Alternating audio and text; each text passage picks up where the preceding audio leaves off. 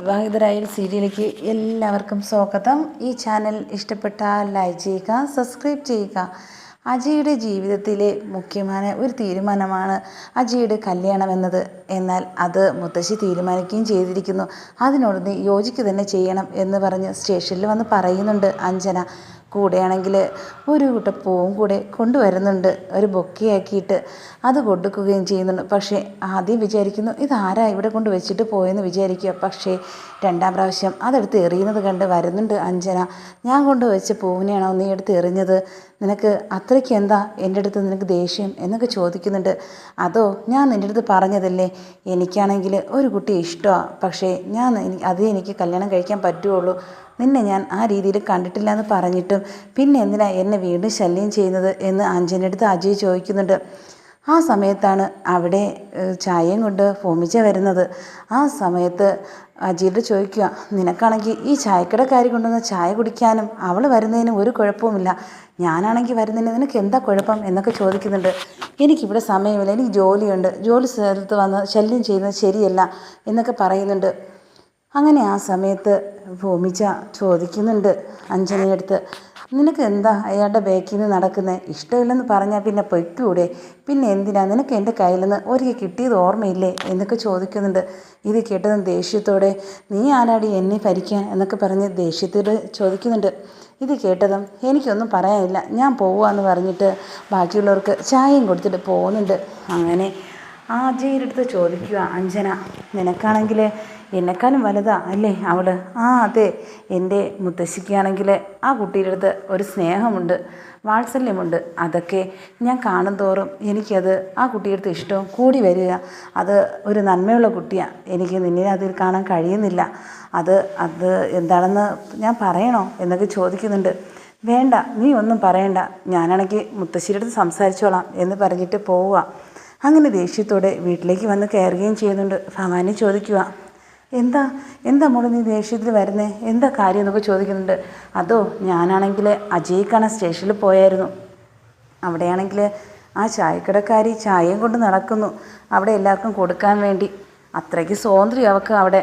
അപ്പോഴത്തേക്കും പറയുന്നുണ്ട്, അത് ശരിയാ, ഞാനാണെങ്കിൽ വിചാരിച്ചു പല പ്രാവശ്യം, അതിൻ്റെ അടുത്തല്ലേ അവളുടെ ചായക്കട, അവിടെ നിന്ന് ചായ എപ്പോഴും കൊടുത്ത് അജയ് ആണെങ്കിൽ ഇപ്പോഴാണെങ്കിൽ വീട്ടിൽ വന്നാൽ പോലും നിൻ്റെ അടുത്ത് വരെ ദേഷ്യമാണ്.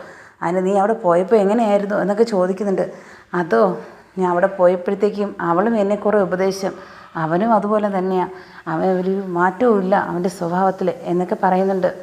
അങ്ങനെ ഭവാനി ആലോചിക്കുകയാണ്, എന്ത് ചെയ്തിട്ടായാലും അജയുടെ മനസ്സ് മാറ്റണം, എന്തായാലും ഭൂമിച്ചയെ കൊണ്ട് തന്നെ കല്യാണം കഴിപ്പിക്കുക എന്ന് മുത്തശ്ശിക്കൊരു തീരുമാനമുള്ളതുപോലെ എനിക്ക് തോന്നുന്നുണ്ട്. അത് എത്രയായിരുന്നാലും അത് മാറ്റിയെടുത്തേ പറ്റുള്ളൂ എന്ന് ഭവാനി ചിന്തിക്കുകയും ചെയ്യുന്നുണ്ട്. അങ്ങനെ ആ സമയത്ത് വിളിച്ച് പറയുന്നുണ്ട്, അച്യുതനെയും മകളെയും എത്രയും പെട്ടെന്ന് കണ്ടെത്തണം, അത് ഏതാ ആ കുട്ടിയാണെന്ന് കണ്ടുപിടിച്ചിട്ടാണ് ഇവളെ എന്തെങ്കിലും നമുക്ക് ചെയ്യാൻ, അല്ലെങ്കിൽ ആ കുട്ടിയാണ് ഇവളാണെങ്കിൽ കൊന്നു കളയണം എന്നൊക്കെ വിളിച്ചിട്ട് ഫോൺ വഴി പറയുന്നുണ്ട്. എന്നിട്ടും ഭവാനി ഒരു ഉപദേശം കൂടി പറയുന്നുണ്ട്, ഇനിയാണെങ്കിൽ ഒന്നും നോക്കേണ്ട കാര്യമില്ല, അജയുടെ ജീവിതത്തിലേക്ക് ഒരിക്കലും ഭൂമിച്ച കടന്നു വരാൻ കഴിയില്ല, എന്നുവെച്ചാൽ വരാനും പാടില്ല, എനിക്കത് ഇഷ്ടവുമല്ല, അതെൻ്റെ ജീവിതത്തിൽ തന്നെ വളരെയധികം ബാധിക്കുന്ന ഒന്നാണ് എൻ്റെ മോളുടെ ജീവിതത്തിൽ എന്നൊക്കെ പറയുന്നുണ്ട്. അങ്ങനെ ഫോൺ വയ്ക്കുകയും ചെയ്യുന്നുണ്ട്. അങ്ങനെ അഞ്ജനയും ഭവാനിയും കൂടെ പുറത്തേക്ക് കാറിൽ പോകുന്നത് അച്യുതൻ കാണുന്നുണ്ട്. ആ സമയത്ത് അച്യുതൻ വിചാരിക്കുന്നുണ്ട്, എന്തായാലും തൻ്റെ ആ സത്യനാരായൺ സാറിനെ ഒന്ന് പോയി കാണണം, കണ്ട് സംസാരിക്കണം എന്നൊക്കെ വിചാരിക്കുകയും ചെയ്യുന്നുണ്ട്. അങ്ങനെ അവിടേക്ക് അച്യുതൻ പോവുകയാണ്. അകത്തോട്ട് കയറി പോയപ്പോൾ തന്നെ സത്യനാരായൺ സാർ അവിടെ ഇരിക്കുന്നുണ്ട്. അങ്ങനെ സാറേന്ന് വിളിച്ച് പോവുകയും ചെയ്യുന്നുണ്ട്. ആ സമയത്ത് നല്ല ബഹുമാനത്തോടെ നല്ല രീതിയിൽ ഭൂമിജിയുടെ അച്ഛനായതുകൊണ്ട് നല്ല സ്വീകരണം ആ വീട്ടിൽ നിന്ന് കിട്ടുകയും ചെയ്യുന്നുണ്ട് അച്യുതന്. അങ്ങനെ അച്യുതനാണെങ്കിൽ ആ സത്യനാരായൺ സാറിൻ്റെ മോളുടെ കാര്യം അന്വേഷിക്കുകയും അതുപോലെ തന്നെ എല്ലാ കാര്യങ്ങളും തിരക്കുകയും ചെയ്യുന്നുണ്ട്. ആ സമയത്ത് മനസ്സ് തുറന്ന് അയാൾ പറയുന്നുണ്ട് അച്യുതൻ്റെ അടുത്ത്, എൻ്റെ മകൾ നഷ്ടപ്പെട്ട 21 വർഷങ്ങൾ അത്രയുമായിട്ടും ഞാനാണെങ്കിൽ ഏകാന്തമായിട്ട് എൻ്റെ ഭാര്യയും മകളും ഇല്ലാതെ ജീവിക്കുന്നു ഞാൻ. പക്ഷേ കണ്ടെത്തുന്ന നിമിഷം മുതൽ ഞാൻ ഇനി ആർക്കും അവളെ വിട്ടുകൊടുക്കില്ല, അതിൻ്റെ തീരുമാനമാണ്. പിന്നെ ഇത്രയും നാൾ ആരാണോ നോക്കിയത് അവരെയും ഞാൻ വെറുതെ വിടില്ല. എൻ്റെ ഏൽപ്പിക്കാതെ ഒരു അച്ഛൻ്റെ ദുഃഖം കാണാൻ ആർക്കും കഴിഞ്ഞില്ല. അത് അവർക്ക് കൊടുക്കുന്നതിൻ്റെ ഏറ്റവും വലിയ ശിക്ഷയായിരിക്കും അവരെ കണ്ടെത്തുന്ന നിമിഷം എന്ന് പറയുകയും ചെയ്തിട്ടുണ്ട്. അപ്പോഴത്തേക്കും അച്യുതനാണെങ്കിൽ ദേഷ്യം വരുന്നതും ഇല്ല, അതുപോലെ തന്നെ എന്തോന്നില്ലാത്ത ഒരു സങ്കടം വന്ന് കുനിഞ്ഞിരിക്കുന്നുണ്ട്. അങ്ങനെ ദേഷ്യത്തോടെ സത്യൻ സാർ പറയുന്നത് കേട്ടിട്ട് പറയുക, സാർ ഞാൻ പോട്ടെ, എനിക്കാണെങ്കിൽ പെട്ടെന്ന് പോകണം, അവിടെ ആരുമില്ല എന്നൊക്കെ പറഞ്ഞിട്ട് ഇറങ്ങുന്നുണ്ട്. ഇത് കേട്ടതും ഈ ഞെട്ടലിൽ പൊയ്ക്കൊണ്ടിരിക്കുക അച്യുതൻ. എന്നിട്ട് വീട്ടിൽ പോയിട്ട് ഭാര്യയെടുത്ത് പറയുക, എന്തായാലും നമുക്ക് ഒരു കാര്യം ചെയ്യണം, എത്രയും പെട്ടെന്ന് ഇവിടെ നിന്ന് പോയേ പറ്റുള്ളൂ, അല്ലെങ്കിൽ നമുക്ക് ഭൂമിയെ നമുക്ക് നഷ്ടപ്പെടാൻ സാധ്യതയുണ്ട് എന്നൊക്കെ പറയുന്നുണ്ട്. എന്തായാലും അവൾ എൻ്റെ മോളാ, ഞാൻ അവൾക്ക് ആർക്കും വിട്ടുകൊടുക്കില്ല. എൻ്റെ സ്വന്തം മകളായിട്ട് ഞാൻ ഇത്രയും കാലം വളർത്തിയതാ, അത്രയും നല്ല രീതിയിൽ നമ്മളെ നോക്കുന്നുണ്ട്. ഇനി ഒരു നിമിഷം അവൾ നഷ്ടമാകാൻ നമുക്ക് സഹിക്കാൻ പോലും പറ്റുന്നതല്ല എന്നൊക്കെ പറയുന്നുണ്ട്. അങ്ങനെയാണെങ്കിൽ അച്യുതൻ്റെ ഭാര്യ ചോദിക്കുന്നുണ്ട്, ആരാ ഭൂമിയുടെ അച്ഛൻ എന്നൊക്കെ പറയുന്നുണ്ട്. ആ സത്യം തുറന്ന് പറയുകയും അതുപോലെ തന്നെ എന്തായാലും അച്ഛനെ വിട്ടുകൊടുക്കാൻ ഞാൻ സാധ്യമല്ല, ഈ നാട്ടിൽ തന്നെ ഉണ്ട് എന്നൊക്കെ പറയുകയും ചെയ്യുന്നുണ്ട്. അങ്ങനെ ഇരിക്കുകയാണ് അവിടേക്ക് ഭൂമി വരുന്നത്. ഭൂമി എന്ന് പറയുക, ഞാനാണെങ്കിൽ ആ സാറിൻ്റെ നഷ്ടപ്പെട്ട കുട്ടിയുടെ ഫോട്ടോ എല്ലാവരും ഒട്ടിച്ചിട്ടുണ്ട്, നമുക്ക് എത്രയും പെട്ടെന്ന് കണ്ടെത്തണം, ആ സാറിൻ്റെ ദുഃഖം ഒന്ന് മാറ്റി കൊടുക്കണം എന്നൊക്കെ പറയുന്നുണ്ട്. ഇത് കേട്ടതും അച്യുതൻ പറയുക, മോൾ ഇതിനെ മുന്നിട്ട് ഇറങ്ങി എന്തിനാ എന്നൊക്കെ ചോദിക്കുന്നുണ്ട്. അതോ എനിക്ക് അച്ഛൻ്റെ ദുഃഖം ഭയങ്കരമായിട്ട് സങ്കടം ആയിപ്പോയി. അന്ന് ഞാൻ ആ വീട്ടിൽ പോയപ്പോഴത്തേക്കും ആ റൂം മൊത്തം ആ കുട്ടിയുടെ അമ്മയുടെയും ഫോട്ടോയാ, ആ ഓർമ്മകളായിട്ട് കഴിയുന്ന അച്ഛനെ എവിടെയായിരുന്നാലും നമുക്ക് കണ്ടുപിടിക്കണം, അതിനുവേണ്ടി ഞാൻ അജയ് സാറിനെയും ഞാൻ ഏർപ്പാട് ചെയ്തിട്ടുണ്ട് എന്നും പറയുന്നുണ്ട്. അങ്ങനെ അതിനെക്കുറിച്ചൊക്കെ അച്യുതൻ്റെ അടുത്ത് പറയുന്നത് കേട്ട് അച്യുതനാണെങ്കിൽ വിഷമത്തോടെ നിൽക്കുകയും ചെയ്യുന്നുണ്ട്. എന്നിട്ട് പറയുന്നുണ്ട്, ആരാണോ ആ കുട്ടിയെ വളർത്തുന്നത് അവർക്ക് ഞാൻ ആരാണ് ഞാനെന്ന് കാണിച്ചു കൊടുക്കുകയും ചെയ്യും. എന്തായാലും ഇത്രയും നാൾ ഒളിപ്പിച്ചില്ലേ എന്നൊക്കെ പറയുന്നുണ്ട്. ഈ പറയുന്ന ഓരോ വാക്കും അച്യുതന് വേദനയോടെ കൊടുക്കുകയാണ് ചെയ്യുന്നത്. ആ സമയത്ത് ഭൂമിയാണെങ്കിൽ ഇത് പറഞ്ഞിട്ട് അകത്തേക്ക് കയറി പോവുകയും ചെയ്യുന്നുണ്ട്. അങ്ങനെ അഞ്ജനയാണെങ്കിൽ പറയുന്നുണ്ട് അജയുടെ അടുത്ത്, ഞാനാണെങ്കിൽ അവിടെ വന്നപ്പോൾ നിനക്ക് എന്തായിരുന്നു ഷോ, അത് അവളെ മുമ്പിൽ അവൾ കേൾക്കാനായിരുന്നോ എന്നൊക്കെ ചോദിക്കുന്നുണ്ട്. അതോ നീ ഇവിടെ വീട്ടിലുള്ള കാര്യം ഇവിടെ പറയാതെ നീ അവിടെ വരേണ്ട കാര്യം നിനക്കുണ്ടായിരുന്നോ? ഞാൻ ഒരിടത്ത് വിളിച്ചുകൊണ്ട് ഈ കാര്യം പറഞ്ഞതാ, പിന്നെ എന്നെ ശല്യം ചെയ്യാൻ വരരുതെന്ന് ഞാൻ പല പ്രാവശ്യം പറഞ്ഞിട്ടുണ്ട്, അതുകൊണ്ട് മാത്രമേ ഞാൻ അങ്ങനെ പറഞ്ഞുള്ളൂ. അപ്പോഴത്തേക്ക് സൗഭാഗ്യം മുത്തശ്ശി വരുന്നുണ്ട്. മുത്തശ്ശി ചോദിക്കുക, എന്താ ഇവിടെ സംസാരം രണ്ടുപേരും കൂടെ? അല്ല മുത്തശ്ശി, ഞാനാണെങ്കിൽ അവൻ്റെ അവിടെ ജോലി സ്ഥലത്ത് പോയപ്പോഴത്തേക്കും എന്നെ ഒരുപാട് വഴക്ക് പറഞ്ഞു. അതെന്തിനാ നീ അവിടെ പോയത്? നിനക്ക് പോകേണ്ട ആവശ്യം എന്താണെന്നാ? ഇവിടെ വീട്ടിൽ പറയേണ്ട കാര്യങ്ങളില്ലേ ഉള്ളൂ, അവിടെ നിനക്ക് എന്ത് പറയാനാ പോകുന്നത്? അവനാണെങ്കിൽ ജോലി ചെയ്യുന്ന സ്ഥലമല്ലേ എന്നൊക്കെ പറഞ്ഞ് മുത്തശ്ശി വഴക്ക് പറയുന്നുണ്ട്. ആ സമയത്ത് ഭവാനി വരുന്നുണ്ട്.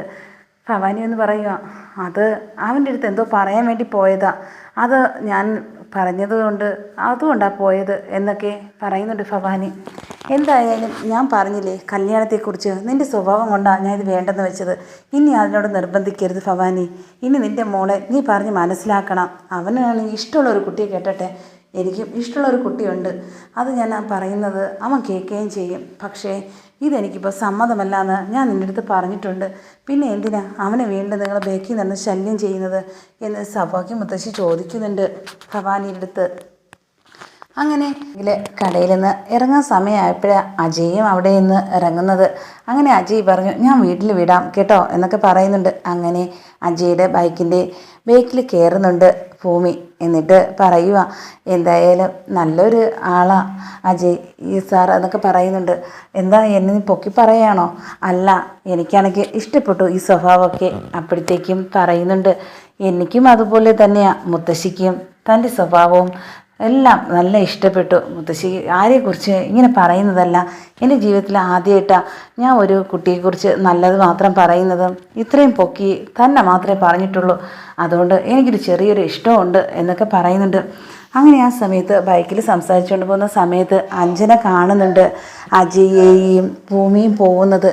അങ്ങനെയാണെങ്കിൽ അതിശയത്തോടെ ഞെട്ടി നോക്കിക്കൊണ്ട് നിൽക്കുകയാണ് അഞ്ജന. എന്നിട്ട് പറയുക, എന്താ കാണുന്നുണ്ടോ അമ്മേ എന്നൊക്കെ പറഞ്ഞിട്ട് ഫോൺ വിളിച്ച് ഉടനെ ഇനി ഭവാനിയുടെ അടുത്ത് പറയുന്നുണ്ട്, അമ്മേ ഞാനാണെങ്കിൽ കണ്ടു അവർ രണ്ടുപേരും ബൈക്കിൽ പോകുന്നു, അത്രയ്ക്കാണെങ്കിൽ ഇഷ്ടമാണോ അവന്? ഞാൻ വിചാരിച്ചതുപോലെ അല്ല എന്നൊക്കെ പറയുക. അങ്ങനെ പെട്ടെന്ന് അഞ്ജന വീട്ടിൽ എത്തുന്നുണ്ട്. അജിയുടെ അടുത്ത് ചോദിക്കുന്നുണ്ട്, എന്താ നീയാണെങ്കിൽ ആരെയാ ബൈക്കിൽ കയറ്റിക്കൊണ്ട് പോയിരുന്നത്? ഞാൻ ഭൂമിയെ എനിക്ക് ഇഷ്ടമുള്ള കുട്ടിയാണ്, ഞാൻ കയറ്റിക്കൊണ്ട് പോകും, നീ ആരാ ചോദിക്കാൻ എന്നൊക്കെ പറയുന്നുണ്ട്. അത് ഞാൻ ഒരിക്കലും സമ്മതിക്കില്ല, നീ സമ്മതിക്കണ്ട. ഞാനാണെങ്കിൽ ഒരു കുട്ടിയെ കല്യാണം കഴിക്കുന്നുണ്ടെങ്കിൽ അത് ഭൂമി തന്നെ ആയിരിക്കും എന്ന് പറയുന്നുണ്ട് അജയ്.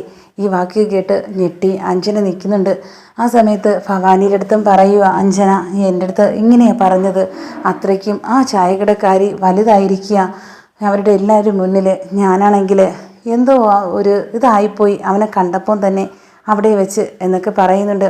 ഇത് കേട്ടതും ഭവാനിക്ക് ദേഷ്യം തോന്നുക ഭൂമിയുടെ അടുത്ത്. എന്നിട്ട് പറയുന്നുണ്ട്, എനിക്ക് അവളെ ഒന്ന് കാണണം, എനിക്ക് സംസാരിക്കണം, ഇതിൽ നിന്ന് മാറാൻ വേണ്ടി അവളുടെ അടുത്ത് ഞാൻ പറയാം, മോള് പേടിക്കണ്ട എന്നൊക്കെ പറഞ്ഞ് അഞ്ജനയെ ആശ്വസിപ്പിക്കുകയും ചെയ്യുന്നുണ്ട്. അങ്ങനെ അവിടെ കൊണ്ട് അജയ് വിടുന്ന സമയത്ത് അച്യുതൻ്റെ അടുത്ത് പറയുന്നുണ്ട്, ഞാനാണെങ്കിൽ അവിടെയാണെങ്കിൽ അന്വേഷിക്കുന്നുണ്ട്, അവിടുത്തെ സത്യനാഥ് സാറിൻ്റെ മോളെ കണ്ടെത്തിയോന്ന് അജയുടെ ചോദിച്ച സമയത്ത് പറയുക, അത് ഏകദേശം അടുത്തെത്തിയിട്ടുണ്ട്. ഇത് കേട്ടതും അച്യുതന് ഭയങ്കര സങ്കടം തോന്നുന്നുണ്ട്. ഈ സമയത്ത് ഭൂമിയും പറയുന്നുണ്ട്, നമ്മളാണെങ്കിൽ തൊട്ടടുത്തെത്തിയിട്ടുണ്ട് കേട്ടോ. ഇതൊക്കെ കേട്ട ഉടനെ തന്നെ എനിക്ക് മനസ്സിലാവുന്നുണ്ട്, ഇത് കണ്ടുപിടിച്ചു കഴിഞ്ഞാൽ താനും എന്ത് സംഭവിക്കുമെന്ന് അറിയില്ല ഞങ്ങൾ കുടുംബത്തിലും എന്നൊക്കെ പറഞ്ഞ് ഭയങ്കരമായിട്ട് സങ്കടപ്പെട്ട് പറയുന്നുണ്ട് അച്യുതൻ്റെ ഭാര്യയുടെ അടുത്ത്. എന്നിട്ട് പറയുക, എന്തായാലും സത്യനാഥ് സാറ് അറിഞ്ഞു കഴിഞ്ഞാൽ എന്തായിരിക്കും സ്ഥിതിയെന്ന് എനിക്ക് തന്നെ അറിയില്ല. എന്തായാലും ഭൂമിയെ നമുക്ക് ഇവിടെ നിന്ന് മാറ്റിയേ പറ്റുള്ളൂ. ഈ നാട്ടിൽ നിന്ന് തന്നെ നമുക്ക് പോകണം, അതിന് അവളുടെ അടുത്ത് പറയണം.